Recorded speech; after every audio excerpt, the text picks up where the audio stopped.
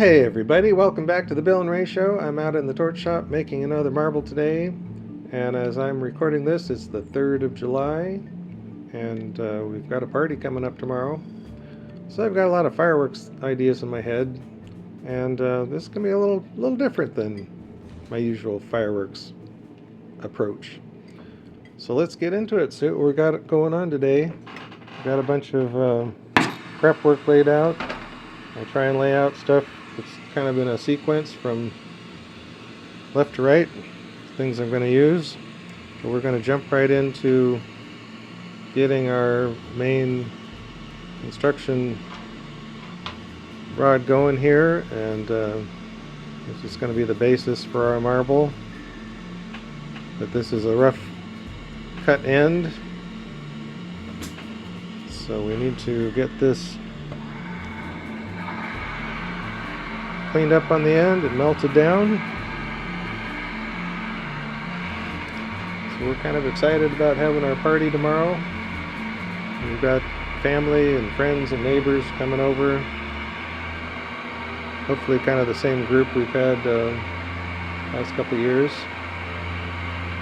But today's another hot day. We've had a string of hot days here, but tomorrow it's supposed to rain a whole bunch. So that'll help with the fire danger. that's the positive side of it. The downside is the time that we have kids here and want to play around with some fireworks. I hope the rain's let up and gives us a chance to have some fun. Because, as one might imagine, someone who spends a lot of time sitting in front of a flame messing around with hot stuff. Sorry. I grew up with a lot of fireworks, and definitely have that pyro side of my life.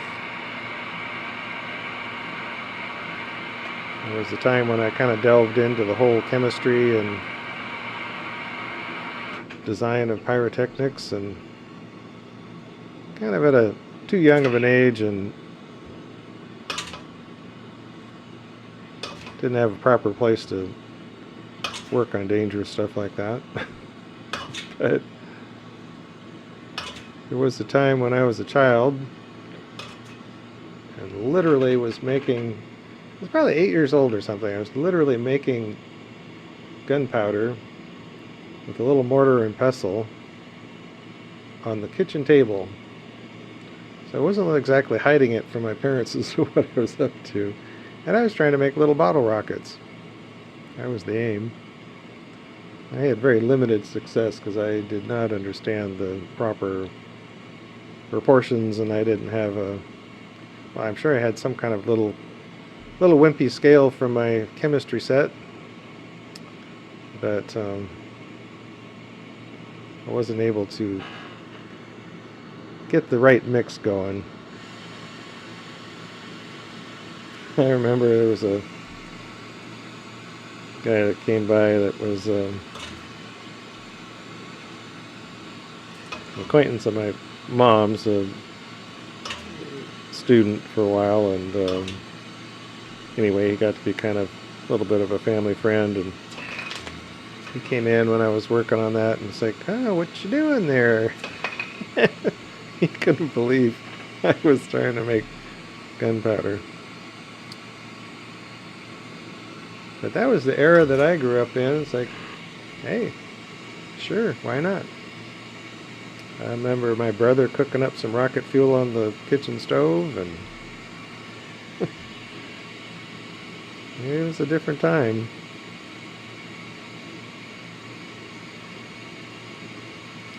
A different kind of crazy cooking in the lab.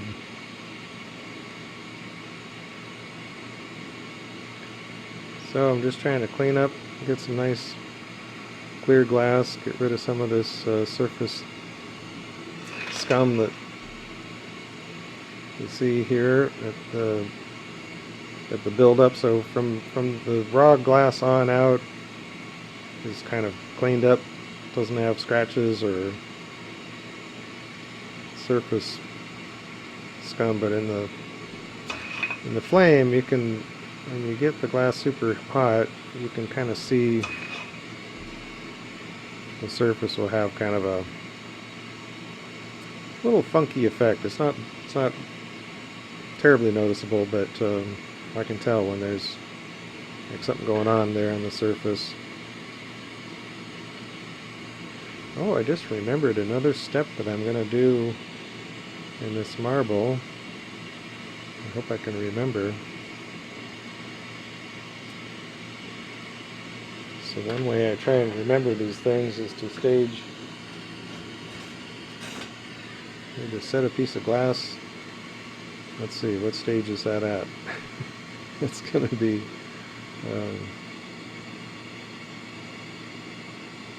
after this one. Need some more clear. So I've been doing these videos, I just roll with what happens. I sometimes have written down some notes, some ideas of what I want to do, but a lot of times it's just in my head, and pretty much whatever happens, happens. I don't do a read. If this is a disaster, I'm not going to come back out here tomorrow and try and redo the whole thing. I'm just gonna have to go with what I got.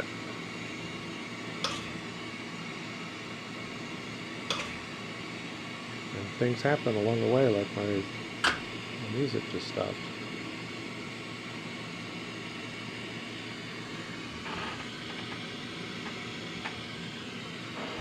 With the magic spinning circle.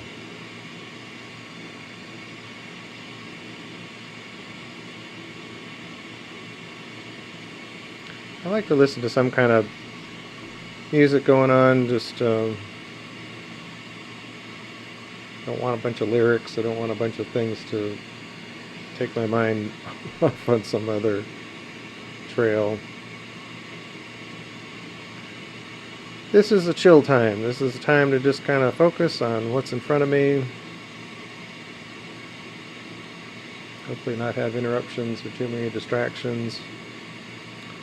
And I appreciate you guys coming along for the ride. Anybody that hangs in there, watches these videos, it's really deeply appreciated by us. It means a lot to us to have somebody out there that's checking out what we do. So I got a pretty good gather. I've got kind of a, I don't know what you call it, sort of a bit of a football shape or something, but the end has got a taper. So I'm going to start out, I want to have a cone shape going on here.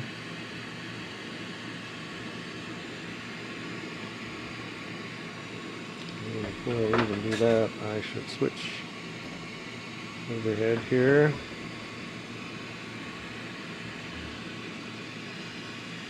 So we're going to heat up the surface that I want to see move.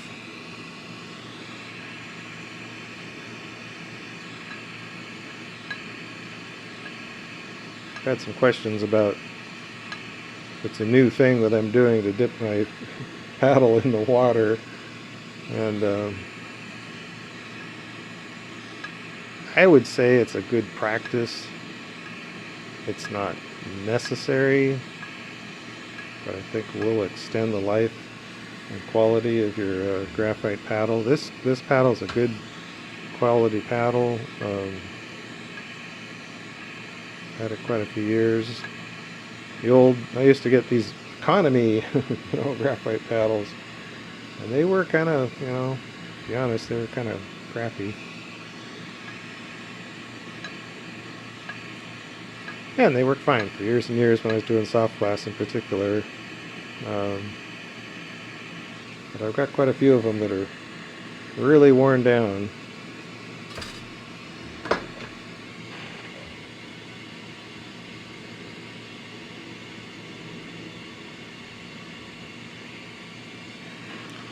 Alright, so today's whole process is going to be what's commonly termed in the glass world pinwheels. So I'm going to start out doing some silver fume. band of IO star, then some gold fume, and then an alternate path of Rhapsody.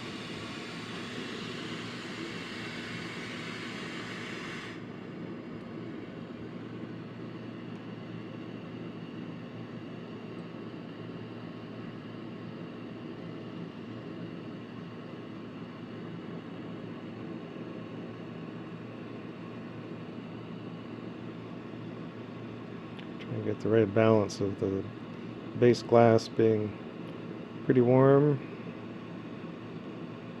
but not too hot. With the silver, happens quick there. When the silver is ready to run, the fume is pretty quick. So this piece, I just, instead of pulling out the stringer and detaching it, I left it on the factory rod as kind of a handle, so the outside of it shakes a little bit. I wonder why. Anyway, get it to touch down somewhere. Once you touch down, it looks a lot less shaky.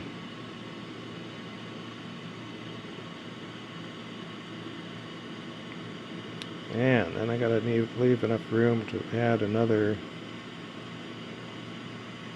band.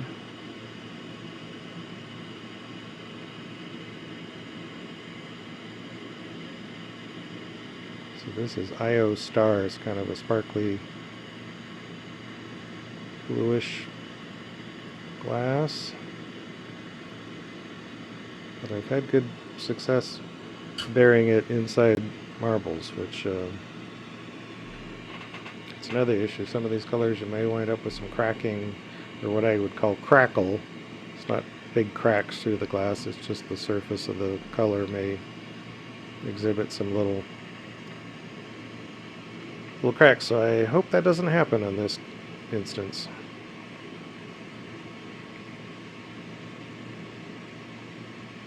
I've used this glass a number of times recently and it's been working out okay. We shall see. So I'm melting this in, trying to chase out some of this fume in between. Again, it may not show up in the video real well, but run that heat in there until that glass loses that haze, goes back to clear glass. That means that silver fume is burned out.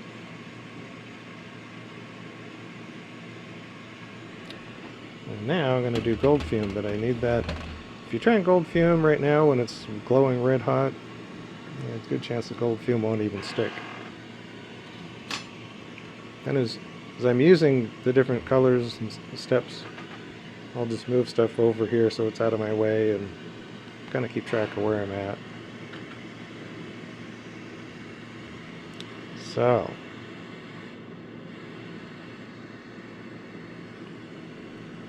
trying some gold fume. This one got a little crazy. See if we can pick this up. Yeah, like that. That doesn't work when it does that. Let's try another piece. I can save that. That little chunk has a piece of gold in there somewhere.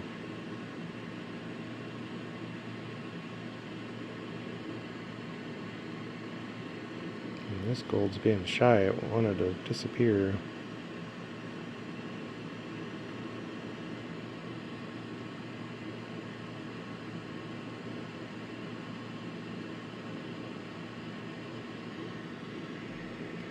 Sometimes I'll kind of do this in steps and pause again, because that base glass, when it's too hot, it'll just keep gold will just keep disappearing as fast as it's going on.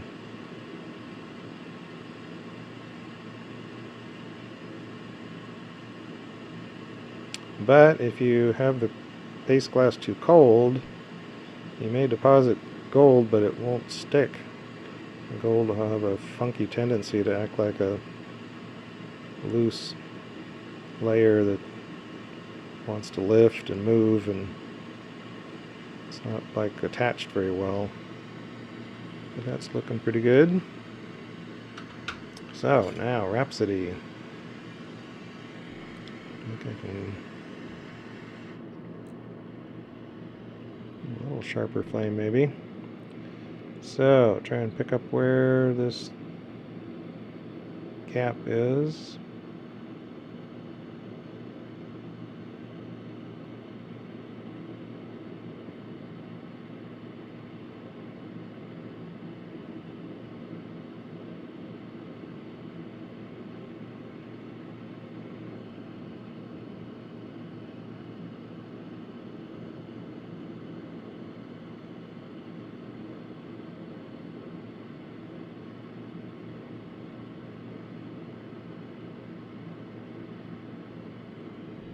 Okay, and we're gonna, let's see, leave that and melt this in.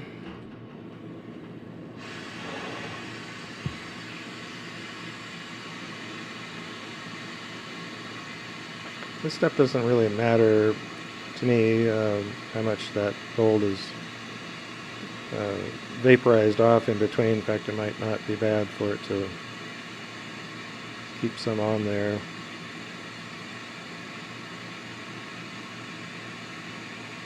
Kind of try and get this smoothed out a little bit.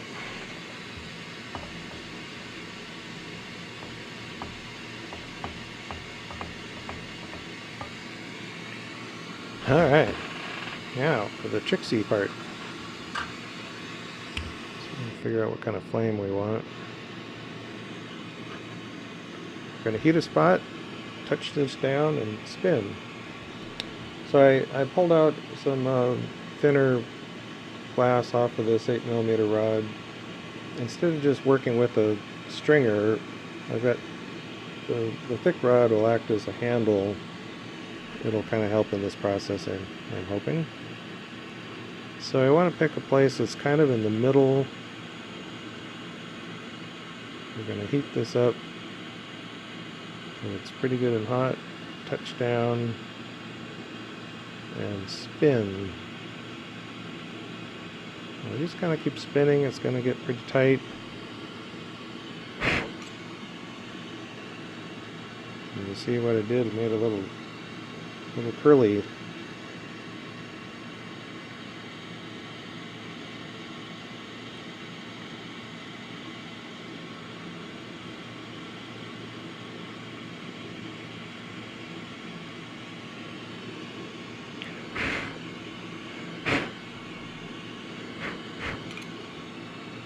Just kind of let it cool down. I know blowing on it helps, but let it cool down a little bit until it gets brittle and it will just snap off.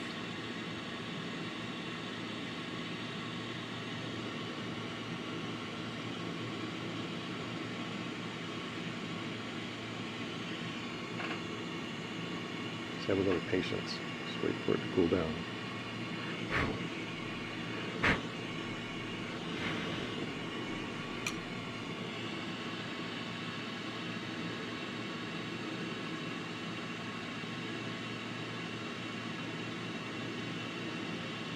It's kind of a little repetitive process, but it's kind of a soothing, it's kind of fun.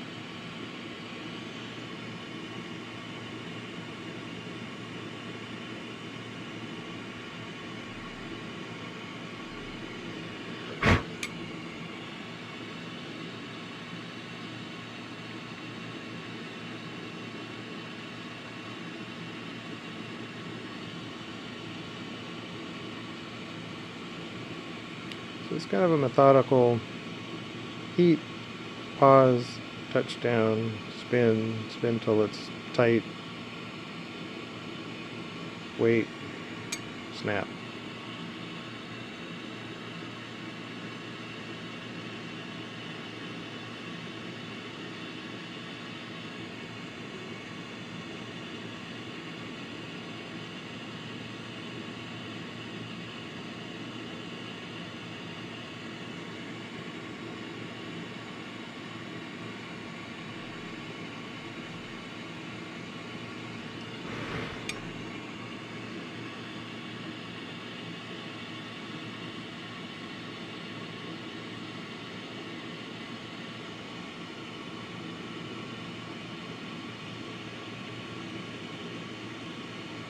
Now I'm going to add some other rows, but they're going to be just random. Sometimes people try and do specific patterns between each one of these existing spots. I'm probably not going to try and do that. Let's see here. I think I'm just going to skip around and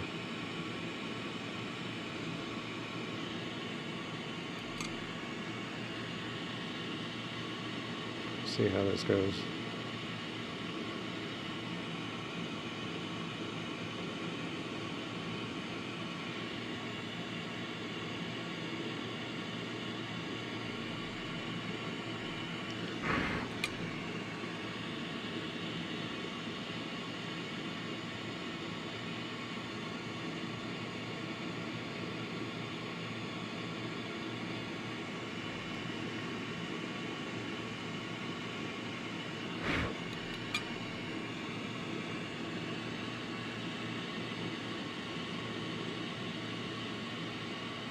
Kind of a simple process.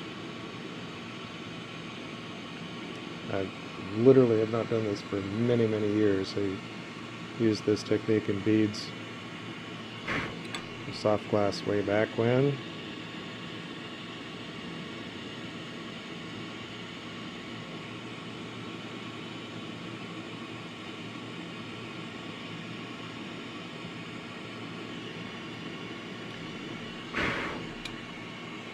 Okay, then I'm going to come back up here to the upper edge,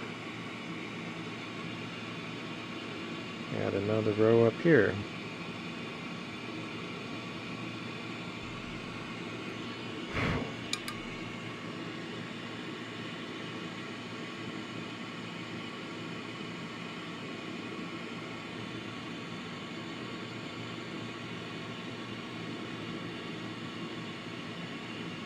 So you could also do a pattern of dots.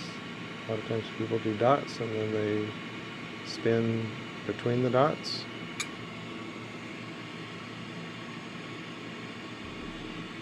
Maybe I'll do another marble like that. So this is usually thought of as a surface decoration. I thought, well, let's try it on the inside wall of a Vortex marble.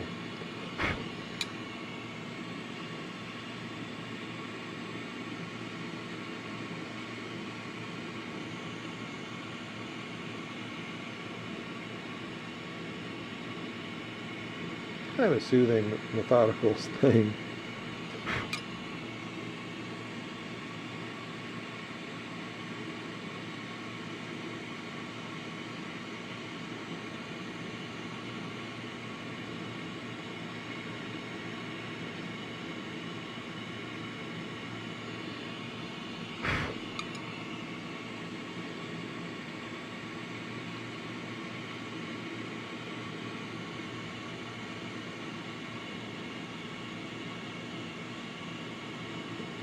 So it's kind of a heat balance. Get enough heat, get things to move, but you don't want to jump into it too fast,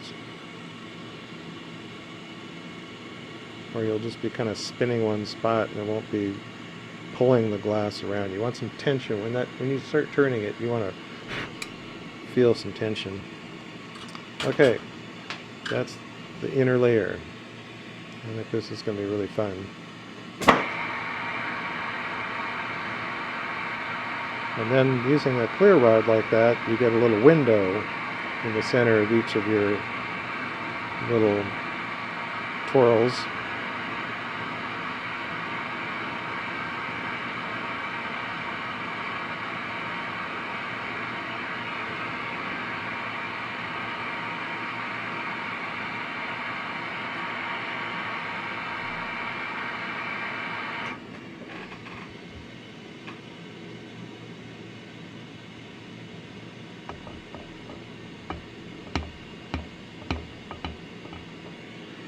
Okay, so the one that I almost sort of forgot about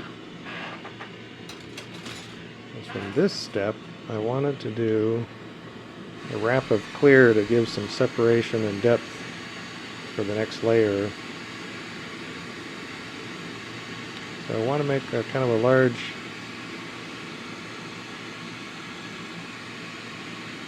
layer of clear, but just in an open spiral. In other words, I'm not trying to coat the entire surface.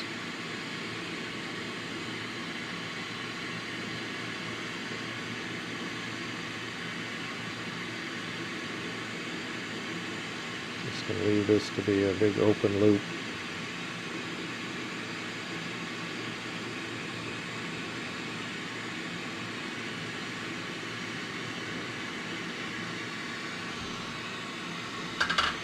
Melt that in. It's really going to be a pretty basic marble. I'm going to do a layer, after this is all melted in, a layer of frit.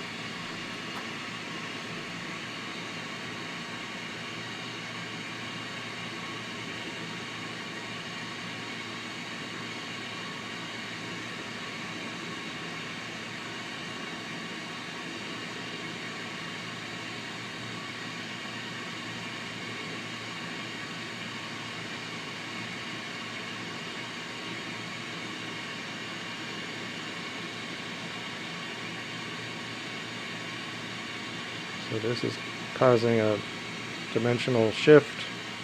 The areas that don't have the clear applied, there's kind of this push-pull going on. So that interior surface has got these big waves in it.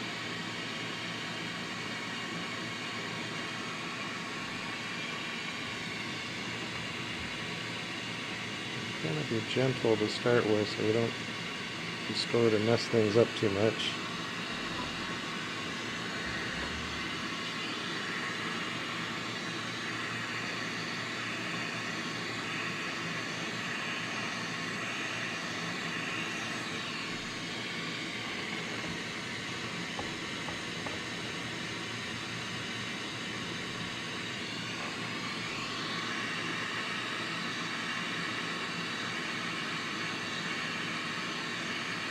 So when we're doing moves like this, we're trying not to smear the glass, trying to give pressure and kind of keep the same contact point kind of rolling.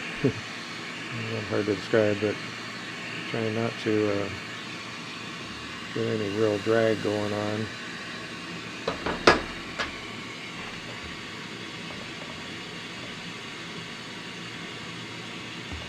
Okay, time for some frit.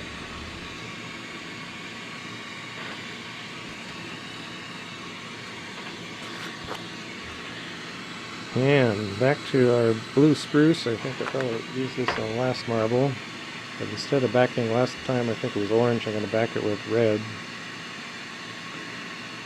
Sometimes just small changes. You don't have to change all the different colors, just change one color in combination with the other ones. Maybe the same that you've used, and get a different effect.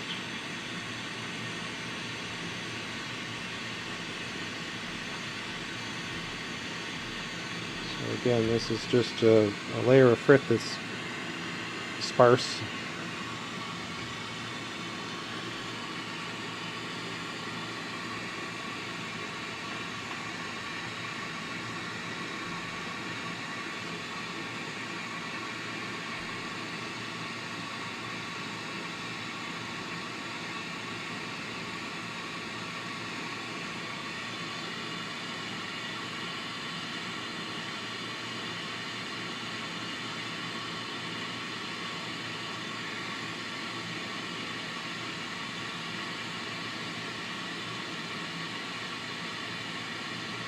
And to get this all melted in,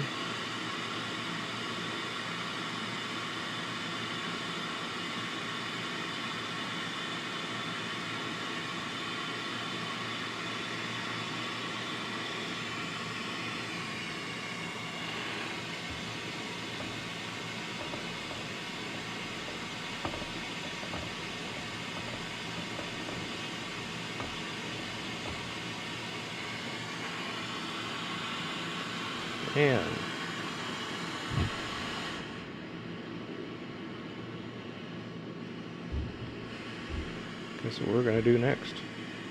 We're going to do some other spin effects with the frit and a colored core.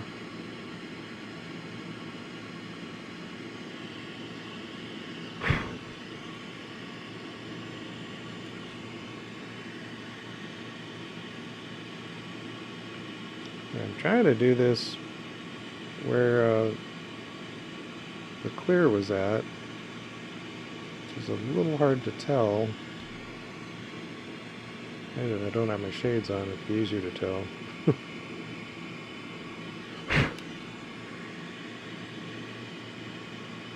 So this is an idea that I had that I'm not sure how this is going to look or if you can really see it.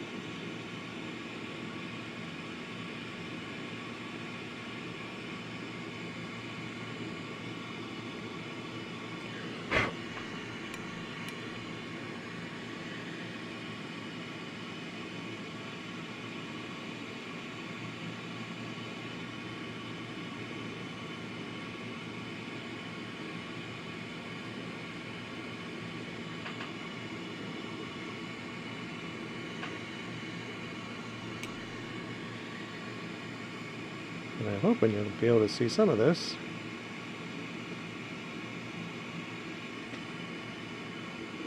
So I spoke earlier about different fireworks, and there are even big commercial burst shells that come out with these little noisy, squirrely things. So that's kind of what this is, rather than the basic floral kind of shell burst.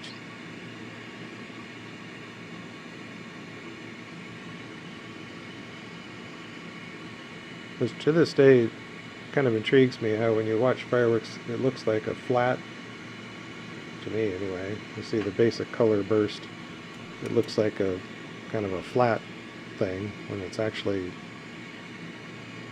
a 360 three-dimensional burst.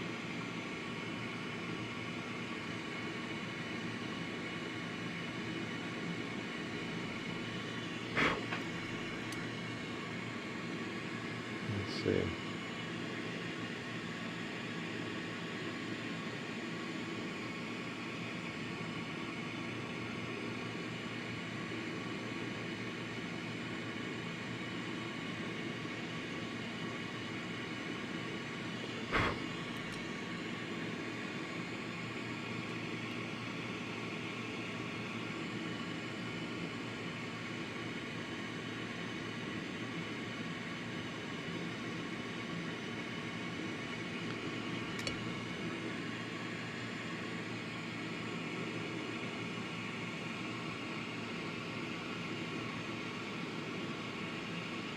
Add one more back here at the beginning.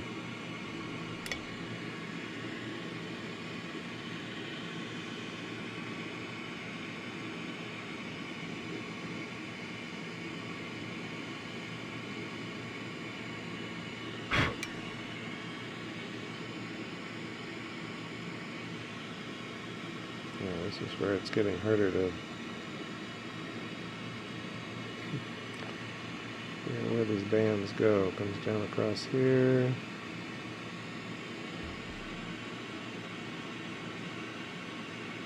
Well, maybe kind of a guessing game at this point.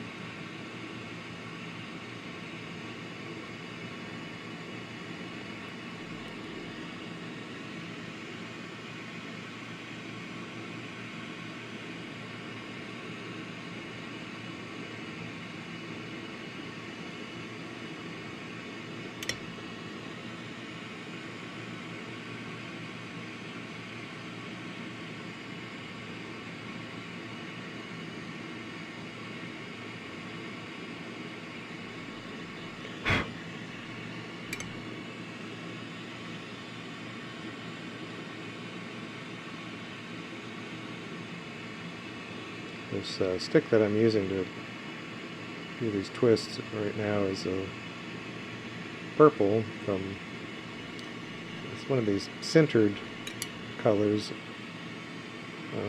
where they take powder glass and coloring agents and in powder form, they compress it and then melt it.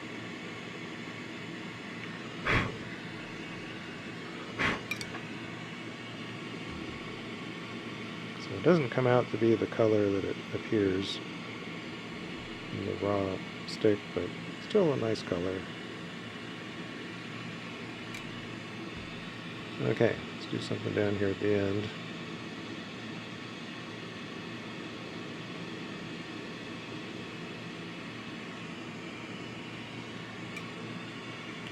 Let's see if we can work with that.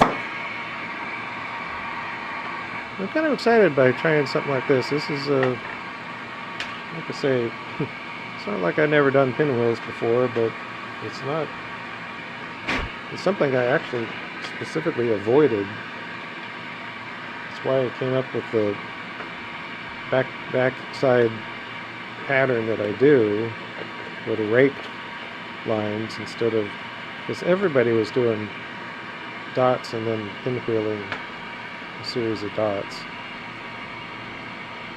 And I just wanted to have something different.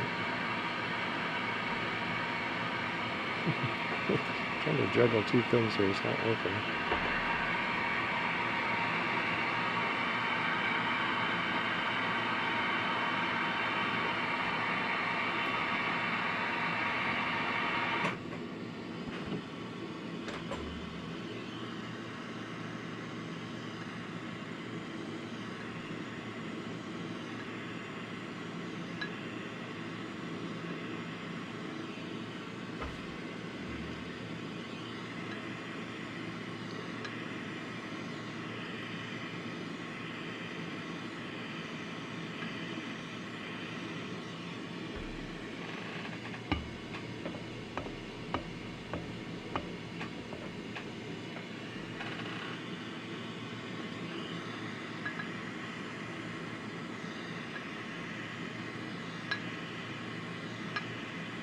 Okay, now, behind all this craziness, we're going to do a layer of red.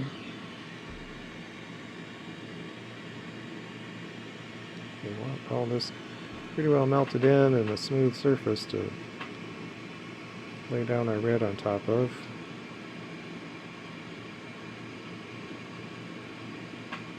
And all these little center points made little divots. I'm trying to make sure those are melted all the way in.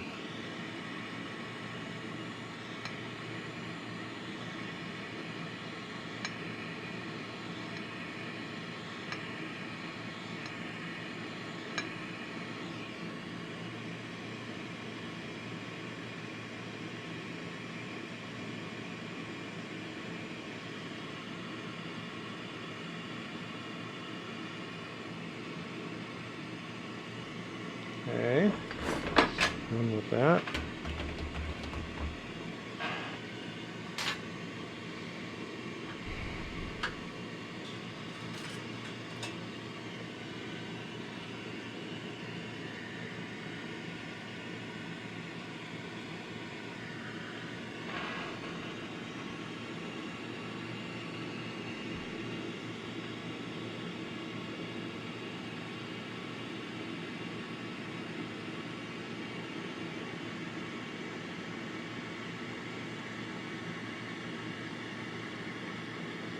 So I want the base hot, but the stringer that I'm applying is like in the fire.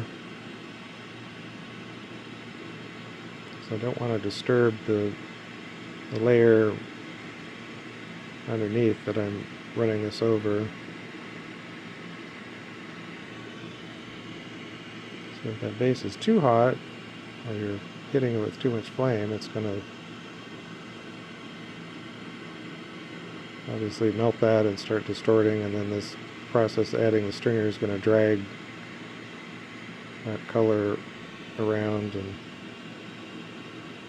change things up, which I want to try and avoid.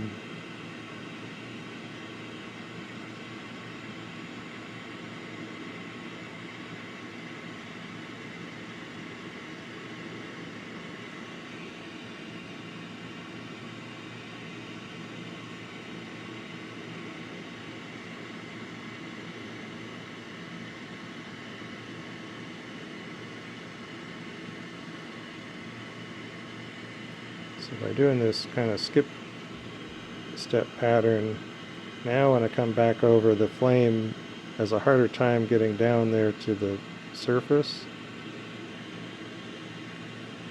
So it's less likely to cause that surface to get smeared around. But in this step, I need to make sure I'm pushing in and hopefully trying to get the air pushed out. Sometimes I do better than others. So it's not always quite the perfect process.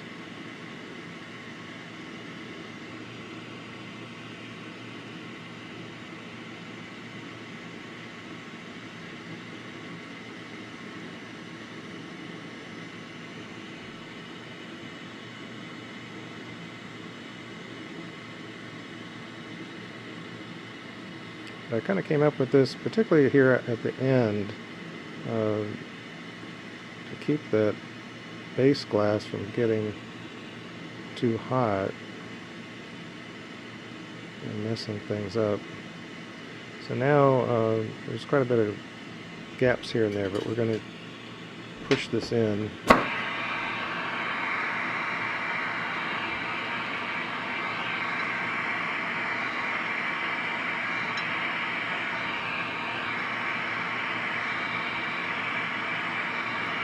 Using some significant pressure.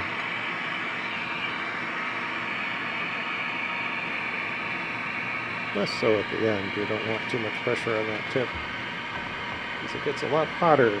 That's the other factor you get into, is that the heat is very different from the thick portion back here to the thinner areas at the tip.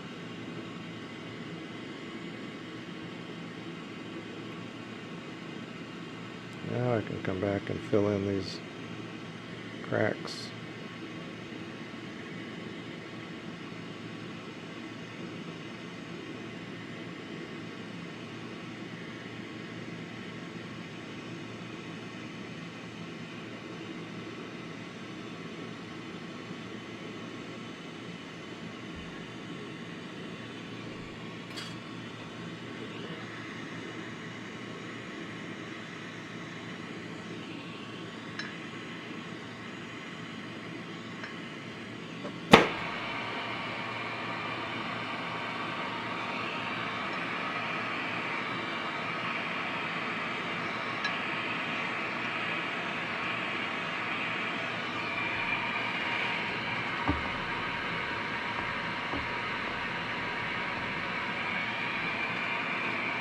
Get up.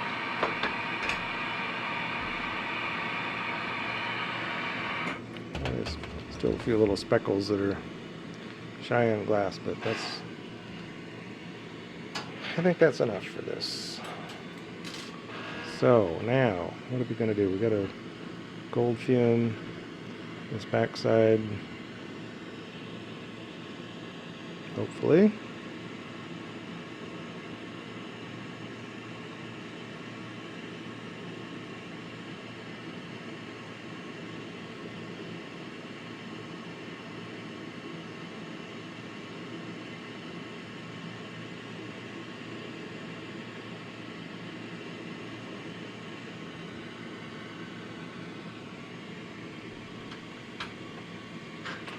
Okay, now we got to fill in,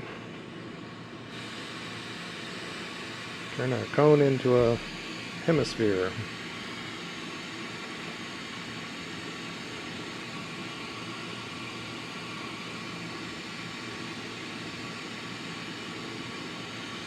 So we'll start at the tip, leave the very end open, as in uncovered.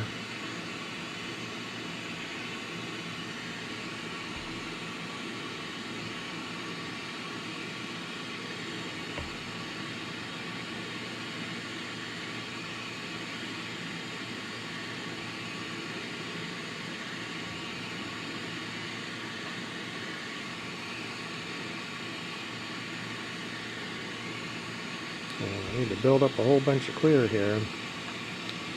So I hope everyone's doing well out there. If you're seeing this in real time, you just had the 4th of July celebration. Hopefully you had a great weekend, or having a great weekend.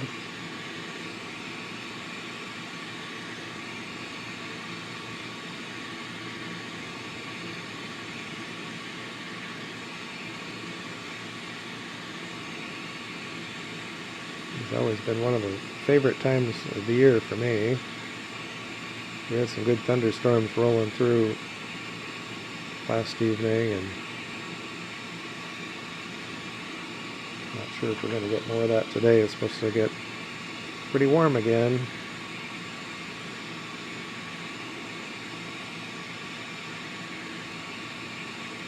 But at least these thunderstorms seem to be wet, so hopefully we're not getting any crazy fires going.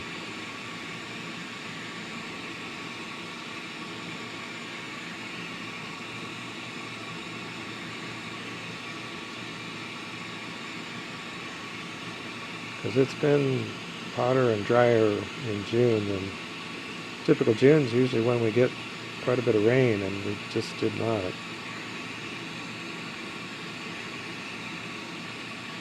We got some, but it was too warm. It just kept drying out. One thing about where we are here, it's pretty exposed, and once those winds pick up a little bit, and it just dries things out. Because it tends not to be too humid. Yesterday it was humid. We had some moisture, we had heat. Not used to that. I was out doing a lot of hard work on our patios, messing around, and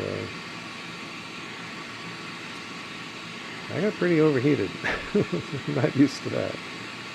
Working in the heat, I kind of wilt.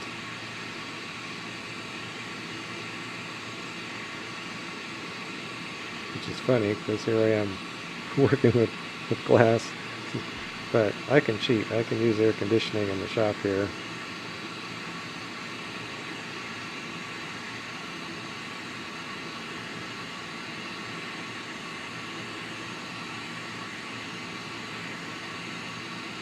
I saw our grocery store had the powdered Gatorade back in stock. It seemed like last year they didn't, I don't know, it didn't carry it or what was going on. I never saw it in the store.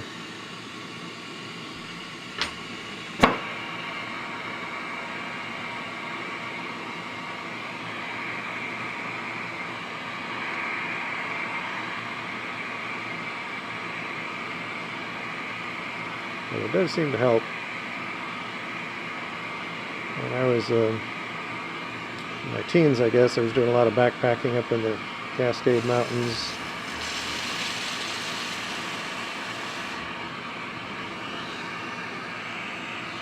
And used to get really big headaches even though I was drinking lots of water. And somewhere along the line, I learned about salt tabs that got them at REI. Back in the day, REI was a real friendly place for low-budget hikers like us as kids. And they had little salt tabs, which I think were kind of a military thing back in the day. Probably still are, but... So, once I learned that you take these salt tabs, like one for every quart of water you drank, and man, that just made such a huge difference.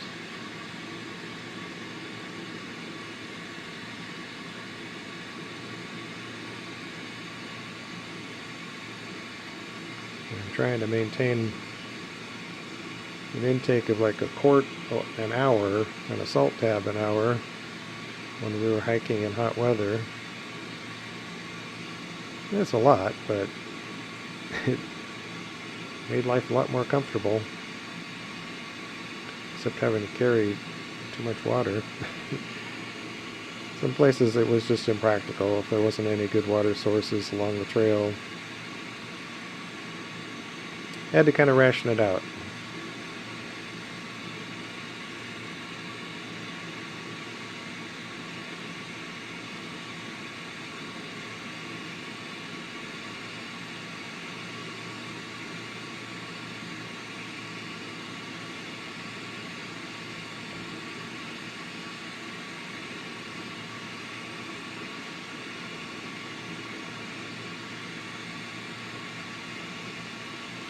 But those were some good times in my life. Some of the not full-on mountaineering, but we got up some places on ice fields using crampons and ice axes and roped up as a group.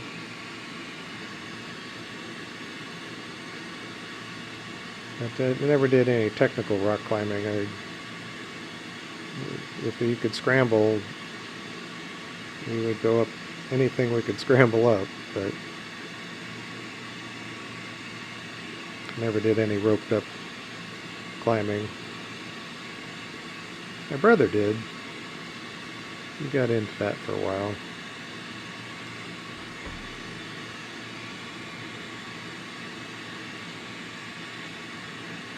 But there was one adventure that he was on with a good solid mountaineering crew. There was all kinds of groups like that in the Puget Sound area, and they were attempting to climb Mount Rainier, which a lot of people just walk up the mountain. But there was a rock fall, and one of the guys in their group got hurt, broke his arm, I think. Yeah, I think it shook my brother up a little bit, and he kind of decided to sell his climbing gear after that. It wasn't for him. He's a lot happier in along a river fishing or out in a boat fishing.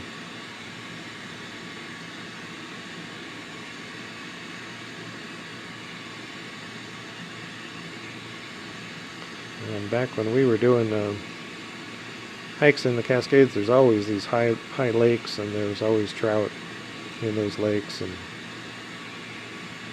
basically did our meal prep around the idea of catching fish. So catching fish was pretty much make or break. If we couldn't catch fish, we were going to have to bail out early because we didn't bring enough food to stay out for 4 days or whatever. It's a typical trip we did was like 4 days. But we never had that problem. We always caught fish.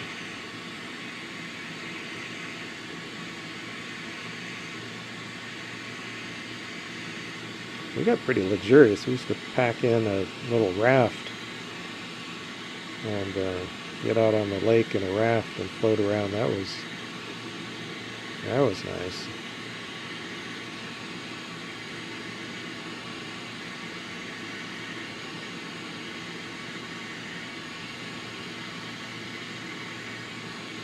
It was worth it packing that extra weight.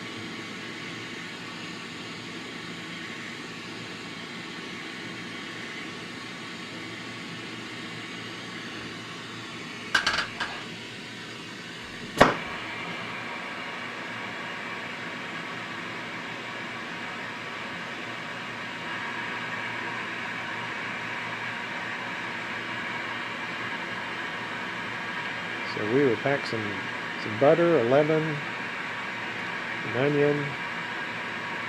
We could make quite a few meals as long as we quit catching fish.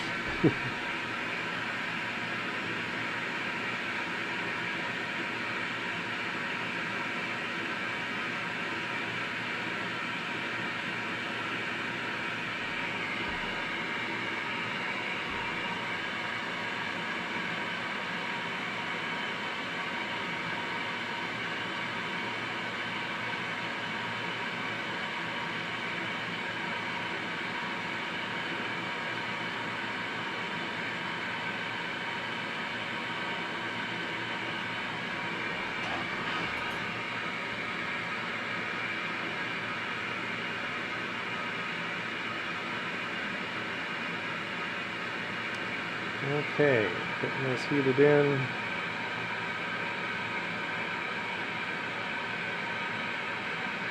Leaving that end sticking out. See that bright spot on the tip.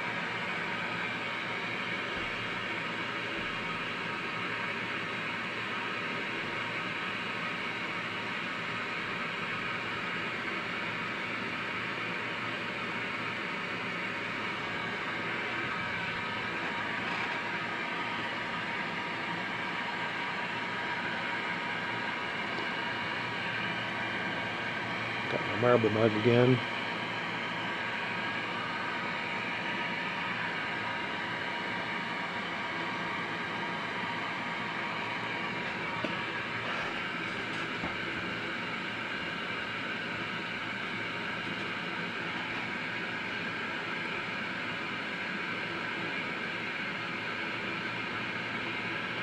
Okay, this is kind of pulling together. It's kind of, during this process, that long cone shape that we had a few minutes ago is kind of contracting. It's a little shorter. It's going to be a wider diameter at the wide end. And after the next process of doing the back side color, then we'll open up that front lens, and that widest diameter is going to really flare out. So at the end, what was a sharp kind of cone is going to wind up being kind of more of a curving thing that's much shorter and flares out. But optically, you're going to still see it as kind of like straight-sided cone, because the front lens, while it is a magnifying lens, it also distorts the shape of things pretty drastically. Okay, trying to get this to settle down so I can run the color stringers on the back.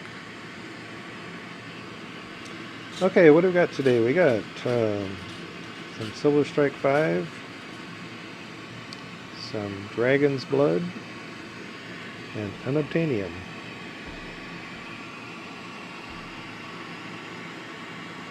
On top of a gold fumed red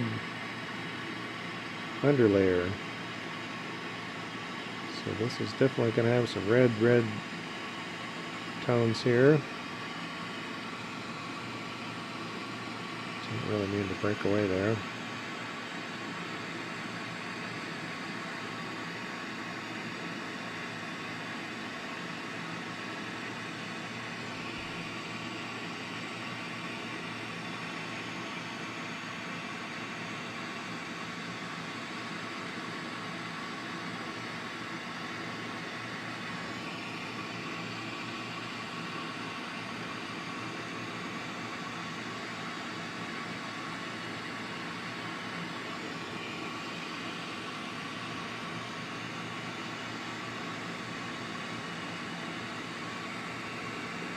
Now at this point, you do want to bury that end color, so keep it kind of sealed off so you don't look all the way down through and right out the back side. That's okay if it is, but I kind of prefer the bottom to be sealed against being able to look straight through it.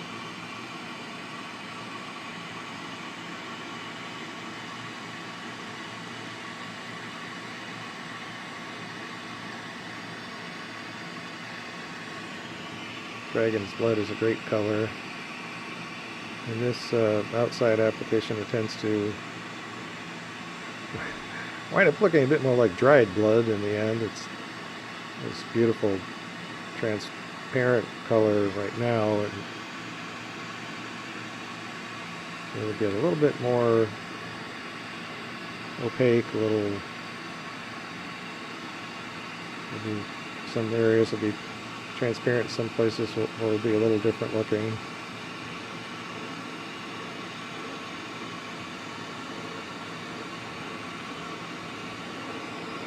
But we're all about dragons, so I'm pretty forgiving. However it turns out, it's beautiful.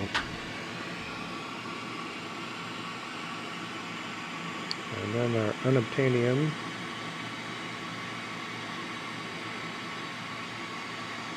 Just adds such a rich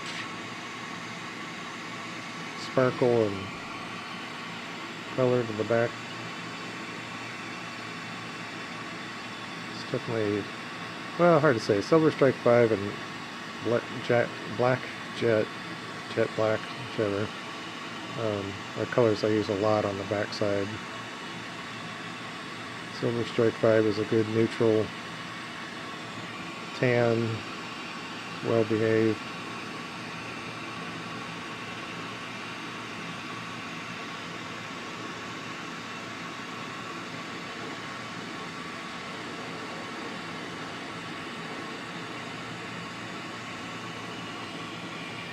Okay.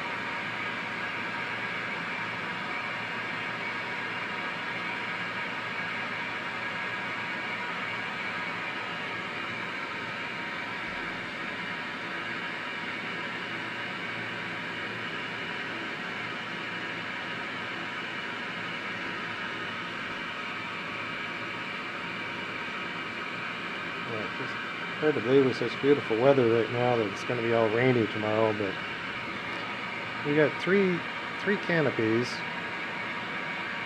from our art fair or Saturday market, whatever. Like three of the same, well, they changed a little bit through the years, but basically the exact same canopy from Undercover. Really good quality canopies with an aluminum, extruded aluminum upper structure. They have withstood a lot of nasty weather, and as long as they're tied down well, they've been very durable.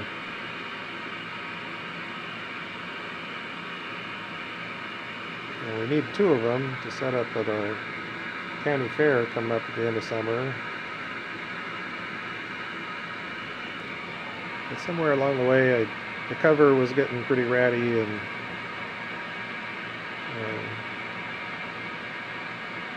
had some minor issues. At some time, I decided to buy a new canopy a few years ago. I'm glad I did. Gives us a backup. And for tomorrow, we're going to need all 3 of them. Try and get some shelter from the rain.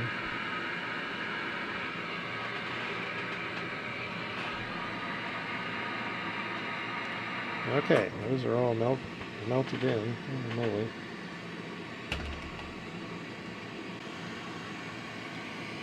Okay, that core got pretty toasty. Kind of let this settle down a moment.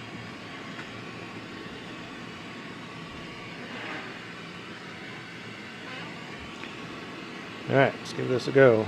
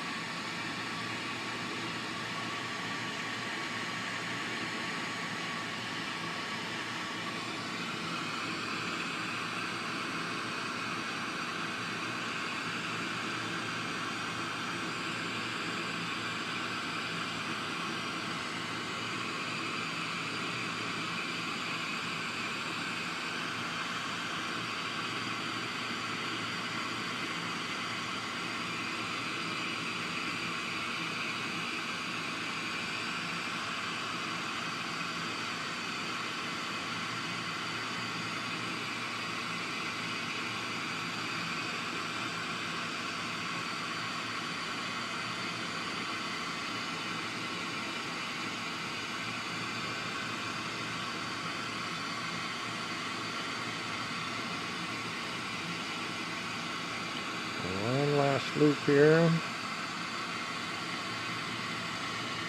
Pause at that end. Make sure that's centered when you pull this end out.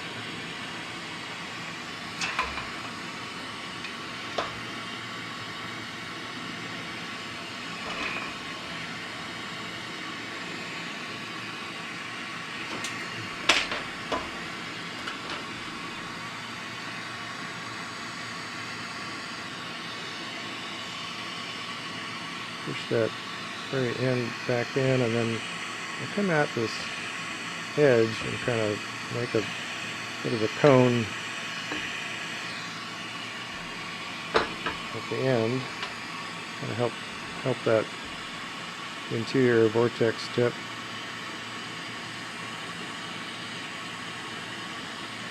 And do a little push here and there to seal up. Typically that first drag will be a little off, and then we got some bubble trouble.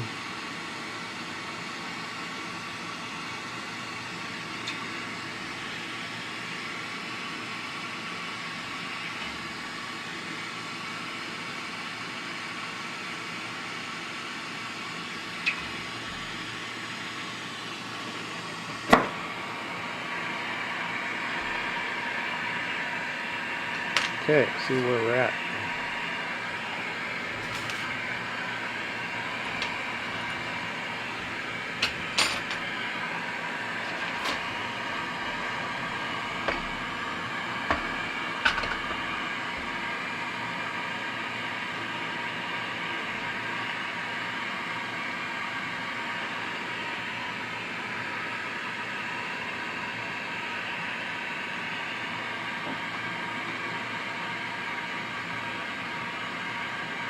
Getting a little thirsty here today.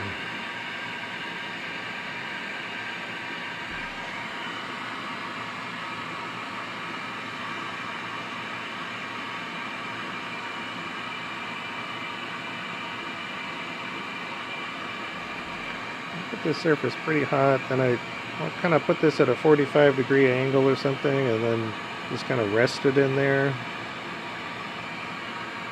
Start getting that shape to round out.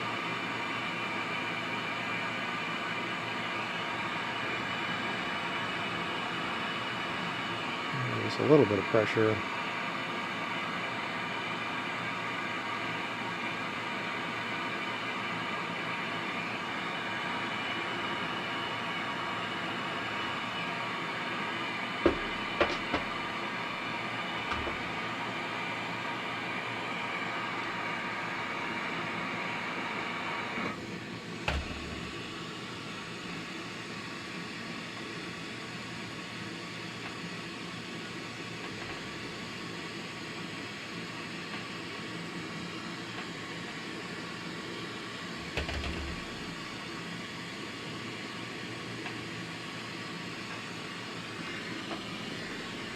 Okay, now I'll get warm.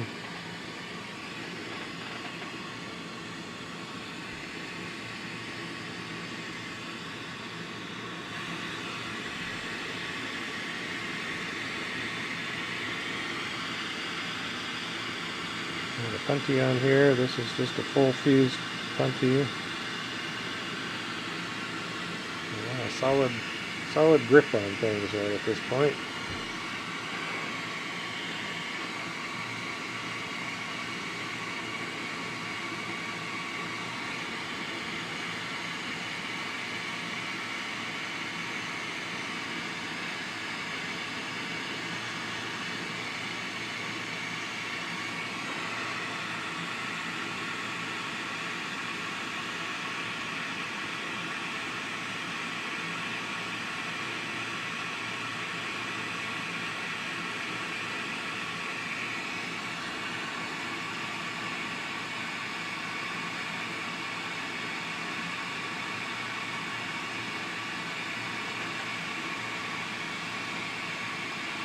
And get started by getting that one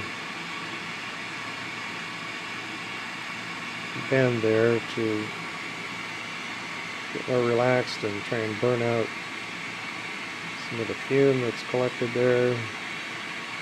Basically right in that place where the flame is at right now. It's a lot of messy glass that I need to get rid of, really. It's kind of abused. But I won't be able to get rid of it all, so it's best to try and superheat this and burn out as much crummy glass as I can. Get it to heal up as much as it will.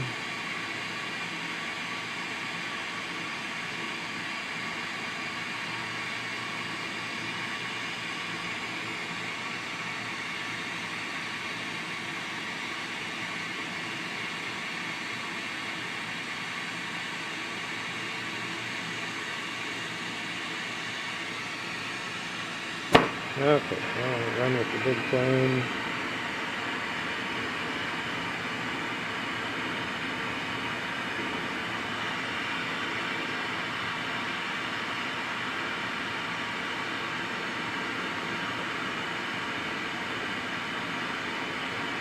A lot of rotations.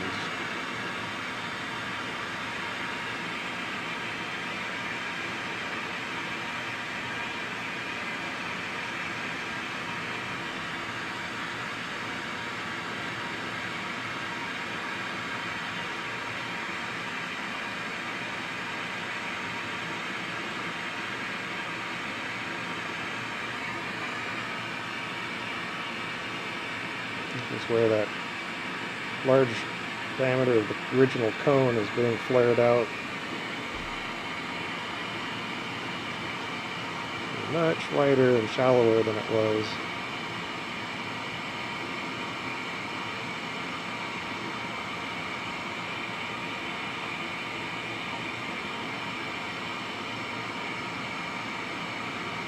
And the whole marble seems to get a little hot and wobbly. I'll just cut down to the Lynx fire and focus on melting that material in where it's in the original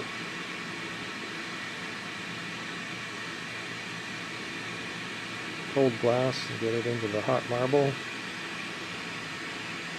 Just keep kind of feeding it in there.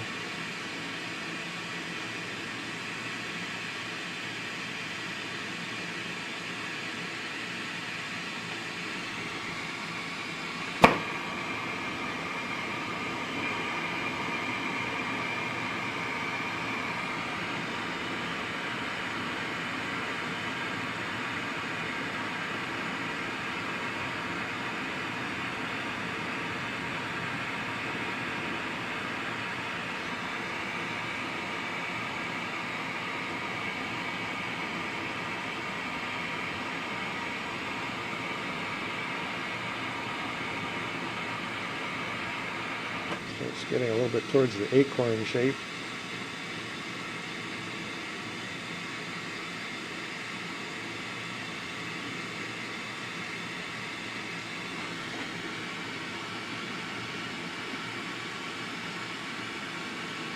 Okay, that should be enough glass. And I'll come in here to our constriction roller.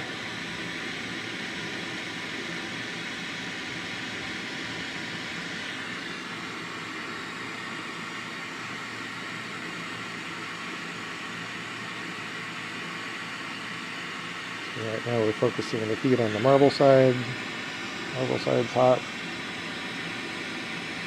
The rod is solid. And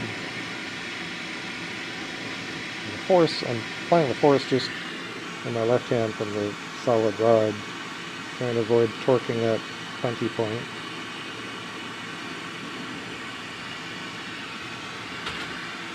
And cut loose.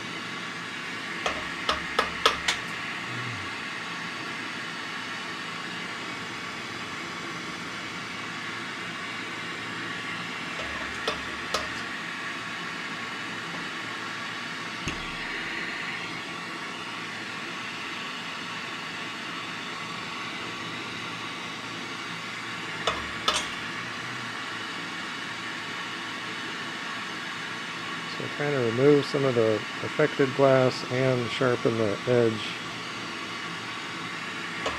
on the color.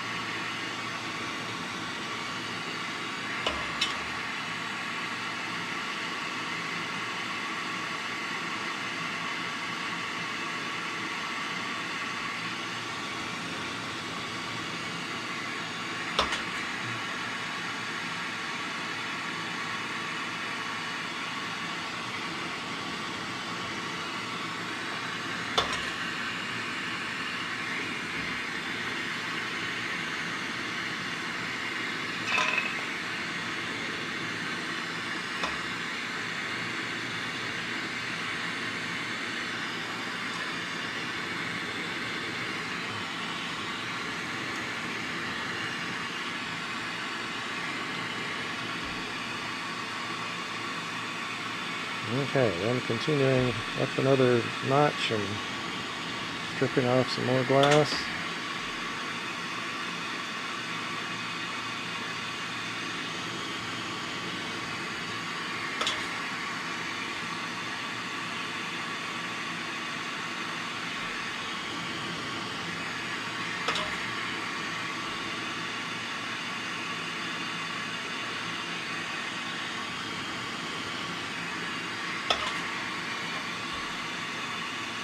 First time I saw this kind of idea going was Lauren Stump working with soft glass. He was making a Marini, and he was starting off with some, well, I'm not sure, at some point he had a big clear rod. And soft glass is not very clear. It's got a lot of crap in it. Sorry. And he was like stripping off all this outside glass. I said, geez, dude, you're like wasting all this glass.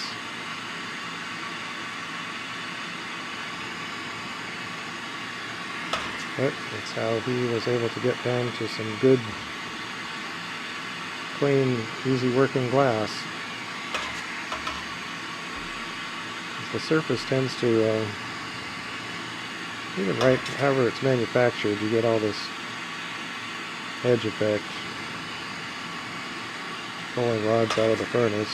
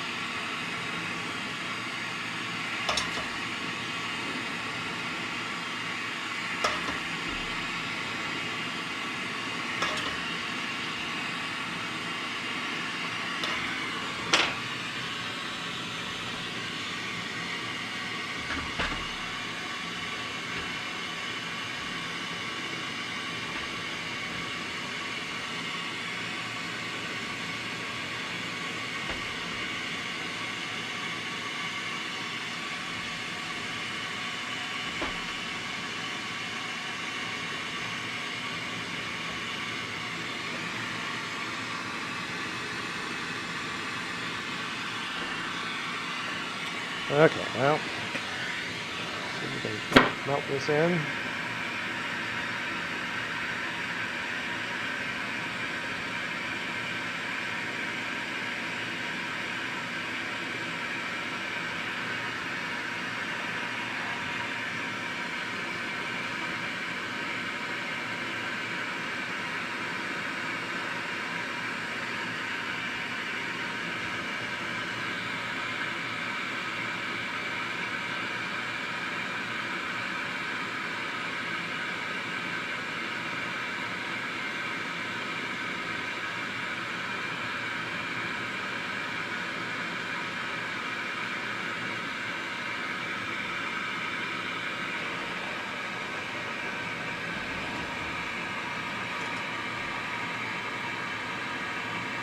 Takes a lot of heat to soak in and get the internal part soft enough for the whole marble mass at this point start moving.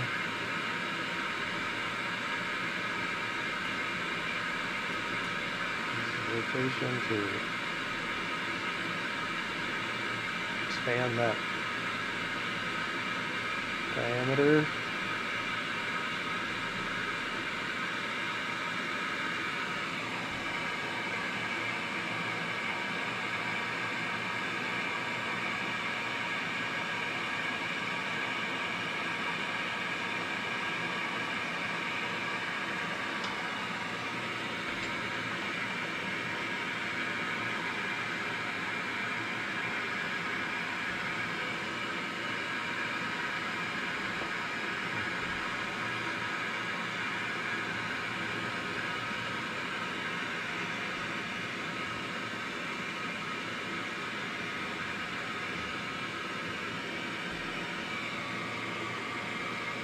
Okay, when I get to this point, we can try our first run in the marble mold.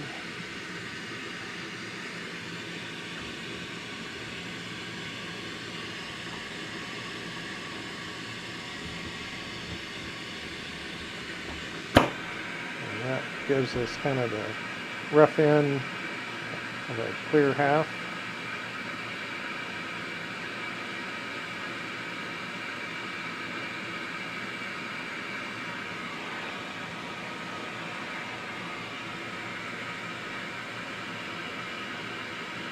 Smooth that out a little bit, doesn't really matter. I'm going to have to cool this down.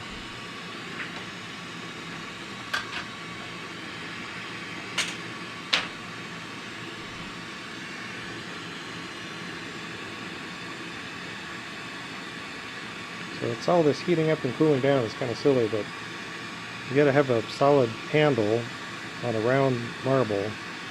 So people say, well, how do you get it round? Well, this is how. You have to wait for one side to get solid enough to hold on to a handle.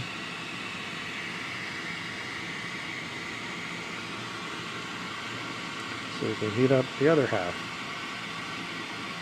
And you go back and forth. I've got this down to very few back and forth transfers.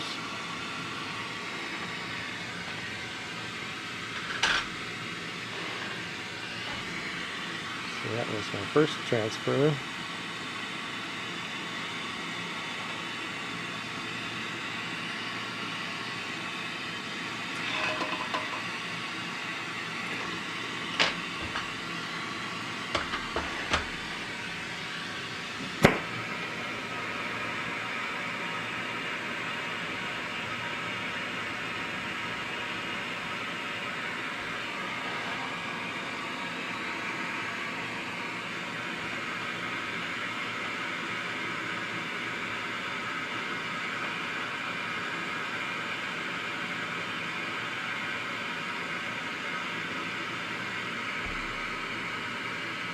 Again, just trying to do some relatively slow rotations, let that heat soak in. You gotta really build up a lot of heat into this end so it can start moving.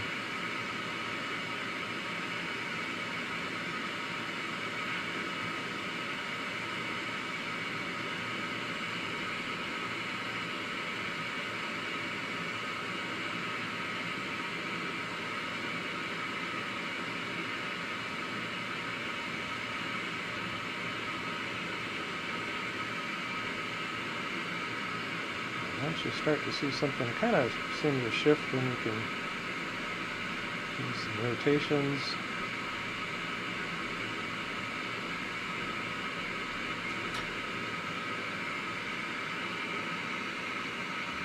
And I got this angled up, so using a little bit of heat, rotation, and gravity to get this to fall back onto itself.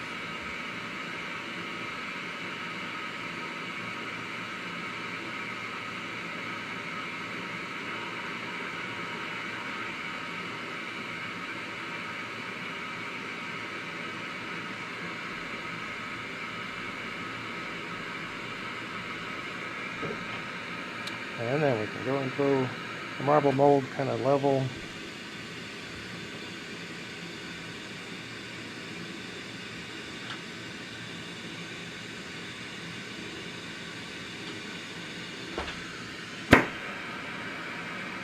And we left that end sticking out, so we just kind of slowly bring that focal point back into the round marble. Yeah, this is cool.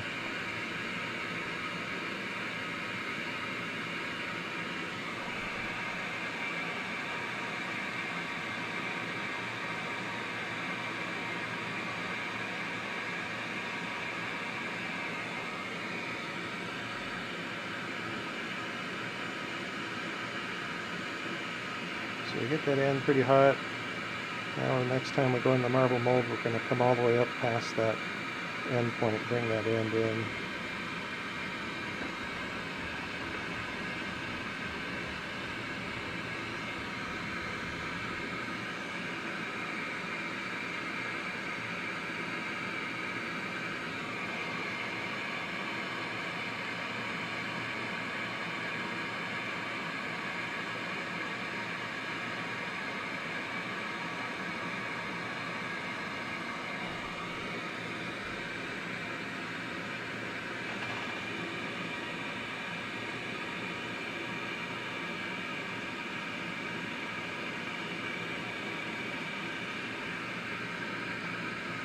We're getting pretty close to the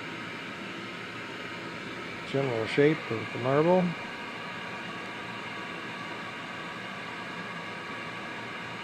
And at this step, this is one of the times when you are going to have the entire marble pretty hot.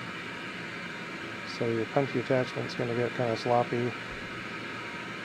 But you've got to be able to get the whole thing to start shifting into its final shape.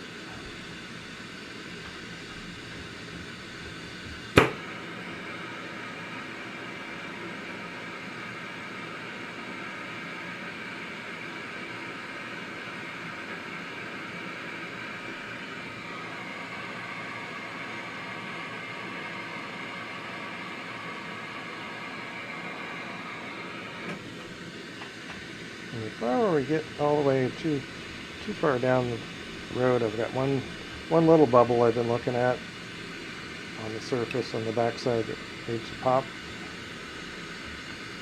So I need to cool this down, use some heat.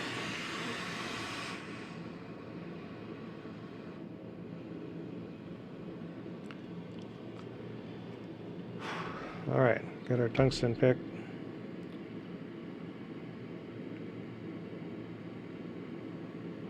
There he is.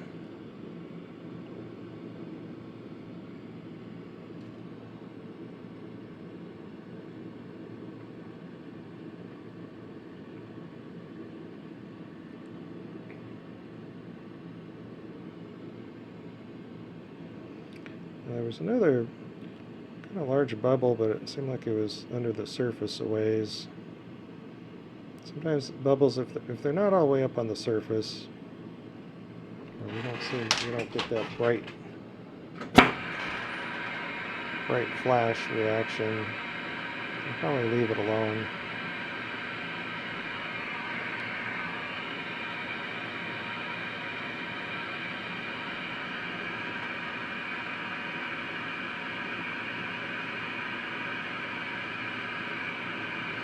I'm looking at the reflection. I'm still seeing some wobbling going on here, so we're not quite shaped up all the way.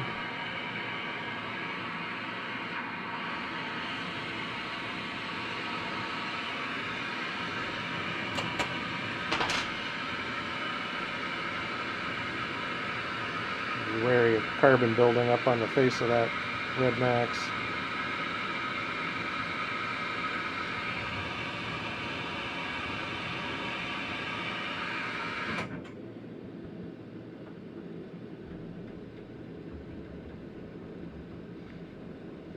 Okay, it's running pretty clean, pretty smooth rotation in the marble mold. That's a good sign that it's found its shape pretty well, so now we're going to flame polish the back. Still looking at that reflection, it's looking pretty steady.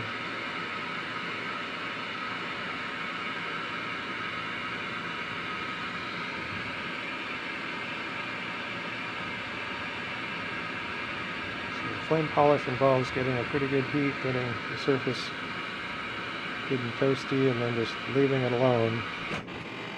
Just keep rotating and let it cool down a bit.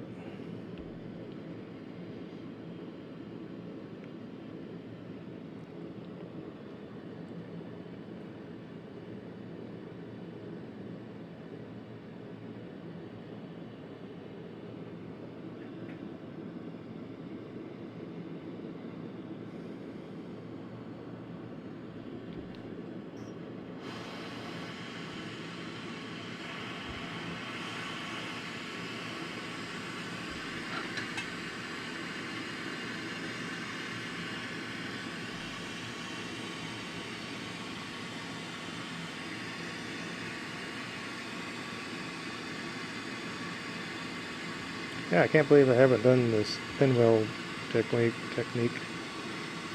I don't know. I'll have to look back through my pictures archive, see when's the last time I messed around with that. Been a long time.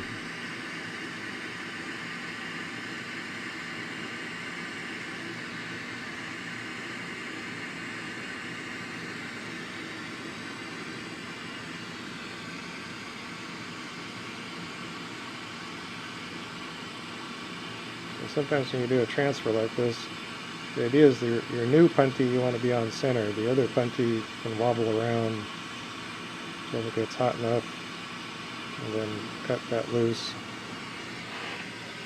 And focus your attention on your new puntee and make sure it's centered up the way you want.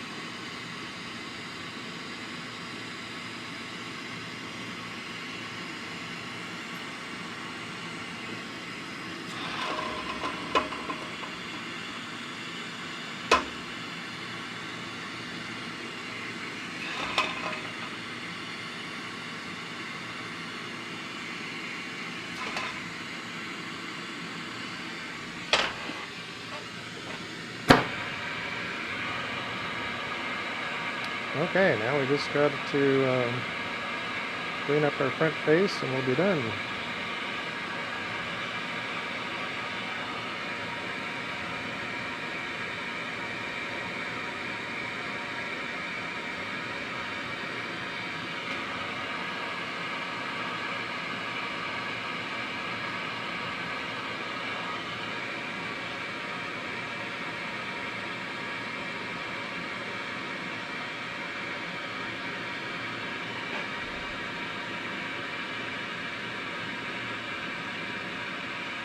So this first run into the marble mold might look a little messy.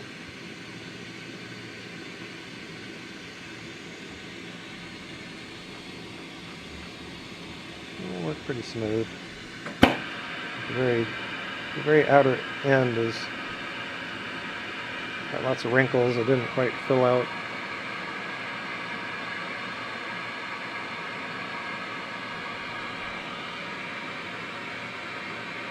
So the first pass we do pretty hot. The next pass we'll do a pause.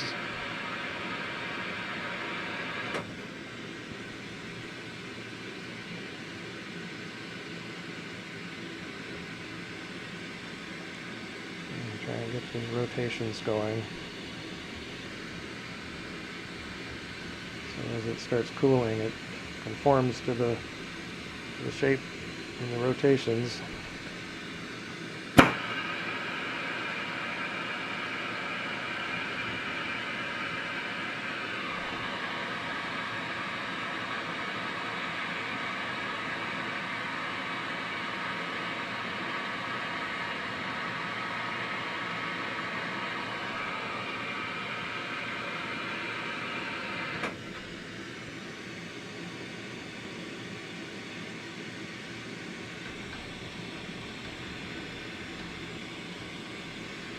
The end was actually sticking out just a touch.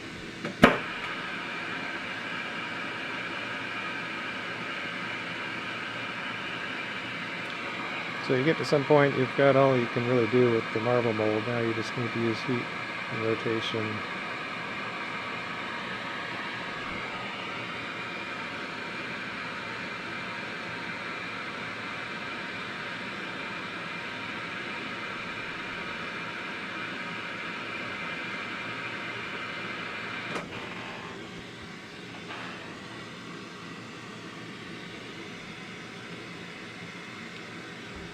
The classic thing I see people do that messes things up is they come out of the flame and then they stop rotating.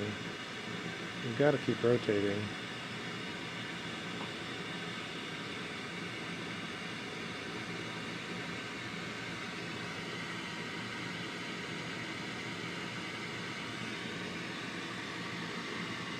Pretty sure we're in good shape here. Do one more heat cycle and I think we're going to be done.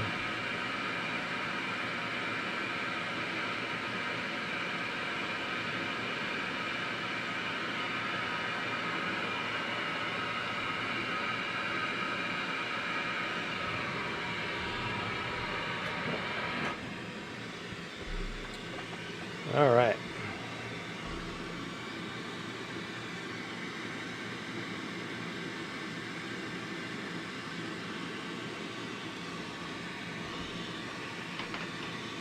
I'm happy with it right now. I just hope it survives the kiln cycle.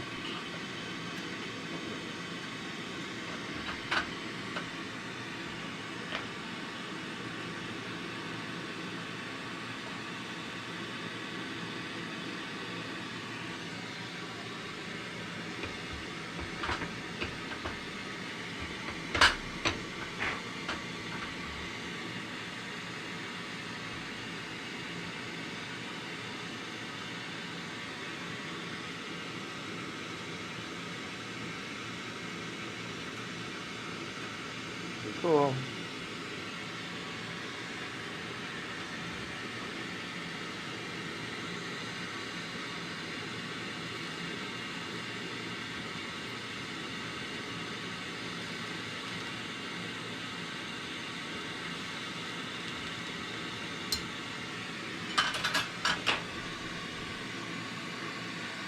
I like to use the tweezers in water and chill that plenty mark, even though it's kind of a cold seal. I don't like to rely on just knocking it loose, because it can give a divot or a little chunk of glass stuck on there.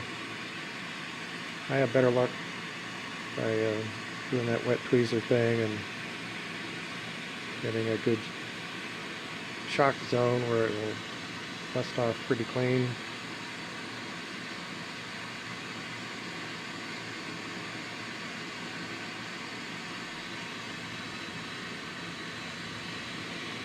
And there we go. Awesome sauce. This worked really well. I just kind of came up with the idea and thought I'd give it a go.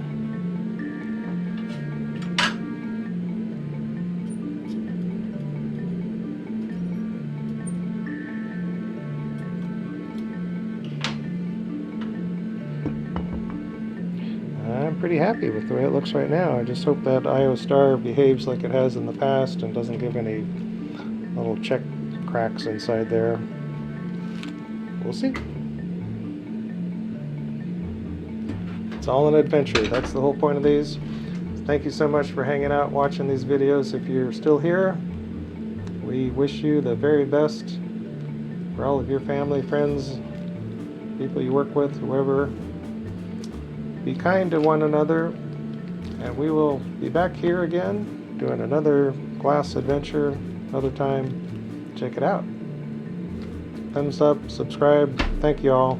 See you next time.